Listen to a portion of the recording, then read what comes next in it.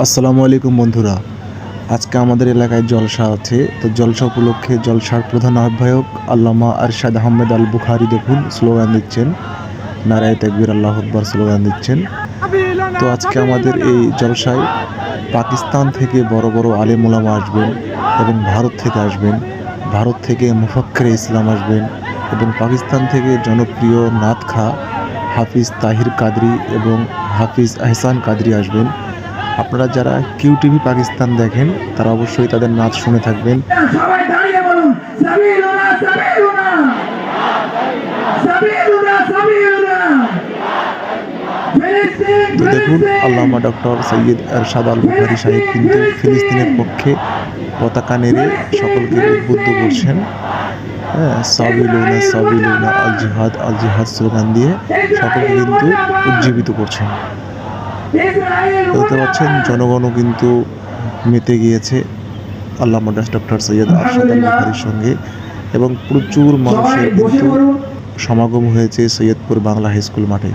তো অলরেডি আমরা দেখতে পাচ্ছি একটি প্রাইভেট কারে করে মুফাক্কিরে ইসলাম ভারত থেকে, যিনি প্রধান মেহমান মুফাক্কিরে ইসলাম, উনি কিন্তু চলে এসছেন এবং তাকে রিসিভ করার জন্য যে আঞ্জুমানে আহলে সুন্নাত ওয়াল জামাতের যে স্বেচ্ছাসেবীরা রয়েছে তারা কিন্তু দৌড়ঝাঁপ করছে এবং গেট খোলার কাজ করছে।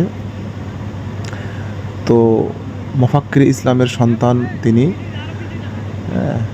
মুফাক্কিরে ইসলাম হুজুরের বড় সাহেবজাদা এবং একটু পরে আপনারা দেখতে পারবেন এই যে মুফাক্কিরে ইসলামকে তিনি নামাচ্ছেন। কিন্তু তারা উভয়ই কিন্তু ভারতের বংশোদ্ভূত, কিন্তু তারা থাকেন ব্রিটেনে। তারা ভারতীয় বংশোদ্ভূত, ভারতের উত্তরপ্রদেশের মানুষ তারা, এবং তারা কিন্তু থাকেন ব্রিটেনে। দেখুন, মুফাক্কিরে ইসলাম নামলেন প্রাইভেট কার থেকে বা গাড়ি থেকে। আর তিনি একটু অসুস্থ, তার বয়স 80+ হওয়ার কারণে তিনি কিন্তু ঠিকমতোভাবে চলাফেরা করতে পারেন না, অন্যের সহযোগিতা নিয়ে তাকে চলতে হয়।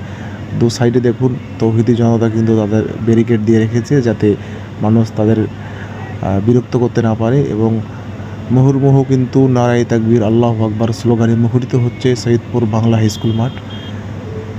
তো উপরে কিন্তু আরও অনেক আলেম ওলামা রয়েছেন, স্থানীয় আলেম ওলামা আহলে সুন্নাত ওয়াল জামাতের নেতৃবৃন্দ রয়েছেন এবং খুব সুন্দর কিন্তু একটা স্টেজ সাজানো হয়েছে, খুব দারুণ স্টেজ।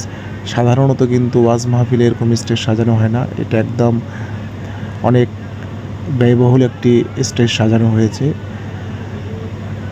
তো এখন বিকেল 4টা, প্রশাসনের অনুমতি নেই রাত পর্যন্ত মাহফিল চালানোর, সেজন্যই কিন্তু বিকেল থেকে মাহফিলের কার্যক্রম শুরু হয়ে গিয়েছে।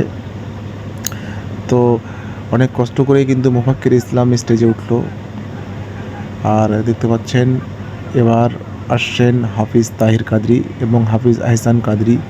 তারা কিন্তু পাকিস্তান থেকে সরাসরি এসেছেন এবং তাদের সুরেলা কণ্ঠে তারা নাতে রাসূল পরিবেশন করবেন এবং ইসলামিক বয়ানগুলো দেবেন। তারা মূলত নাতের তালে তালেই কিন্তু বয়ান করেন, কোরআন হাদিসের কথা বলেন এবং তাদের নাতে রাসূলের জাজবা দিয়ে সকলকে উজ্জীবিত করেন।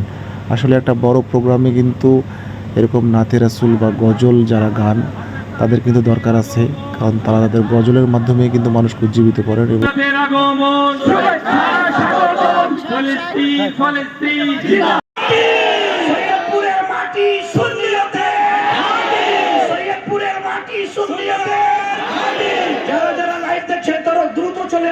সালাম করতেছে।